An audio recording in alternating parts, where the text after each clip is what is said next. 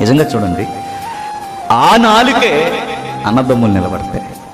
ఆ నాలుకే అన్నదమ్ములు మరలా జీవితంలో ముఖం చూడకుండా చేస్తాయి చేయడం. అదే నాలుక తండ్రి కొడుకుల మధ్య చిచ్చు పెడుతుంది.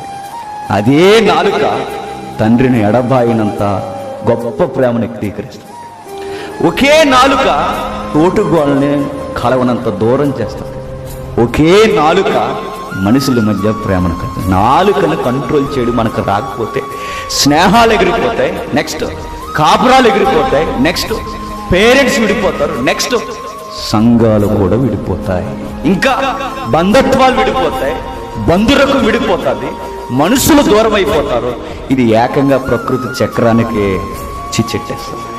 అంత ప్రమాదం నాలుక. అందుకే బైబిల్ పదే పదే చెప్తుంది, నీ నాలుకను కంట్రోల్ చేయి, నీ నోరుకి కళ్ళెం పెట్టు, నువ్వేం మాట్లాడుతున్నావో చాలా జాగ్రత్తగా ఆలోచించి మాట్లాడు. మనం అనుకుంటాం మనకెంత కోపం ఉంటే అంత, మనకెంత ఉద్రేకం వస్తే అంత మాట అనేసం అయిపోయింది అనుకుంటాం. ఆ రోజుతో అయిపోతుంది. గుర్తుపెట్టుకోండి, ఎవడో ఒకరిని తినేస్తుంది ఖచ్చితంగా.